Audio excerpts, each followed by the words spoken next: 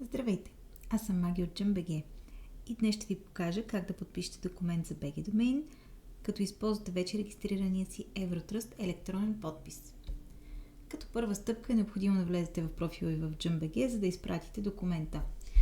След като сте в профила, отивате на домейни, след това от падащото меню избирате моите домейни и трябва да кликнете на трите точки срещу домейна, който вече сте конфигурирали. Тук е необходимо да изберете подпишете безплатно онлайн с Евротръст. След това имам верифициран акаунт в Евротръст. Тук имам едно много важно съобщение. Необходимо е да подпишете заявката с онлайн подпис, който включва ЕГН в себе си. Ако документът не бъде подписан с подпис, който включва ЕГН в себе си, ще бъде отказан от екипа на JUMP.BG, ще получите имейл с инструкции как да го добавите, но съответно ще загубите време.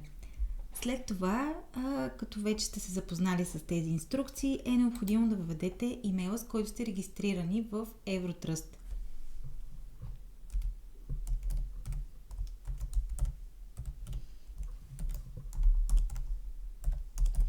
Щом е въведен, трябва да кликнете на чекбоксчето, че се съгласявате да подпишете с Евротръст подпис, който съдържа ЕГН. Кликаме на изпращане на заявката. Тук отново имаме предупреждение, че трябва да подпишем с подпис, който съдържа ЕГН в себе си. Кликаме на изпрати.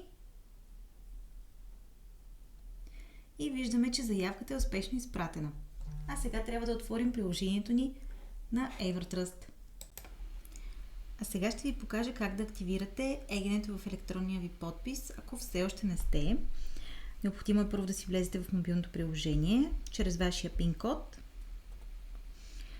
Ето, може да видим, че аз съм получила заявката. Нека първо да видим какви подписи имам и как да активирам ЕГН-то. Отиваме на удостоверения. След това кликаме на заяви удостоверение на голямото плюсче. На e-подпис квалифициран кликаме. Тук трябва да се убедим, че той ще съдържа ЕГН, като съответно тази опция е активирана малко по-долу и избираме издай. След това потвърди.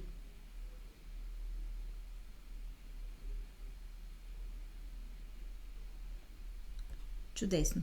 Ето, вече се издаде и сега мога да подпиша документа с него.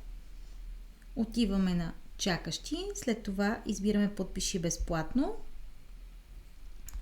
Тук се вижда цялата заявка, продължи и избираме подписа, който съдържа ЕГН. Ето тук може да се види.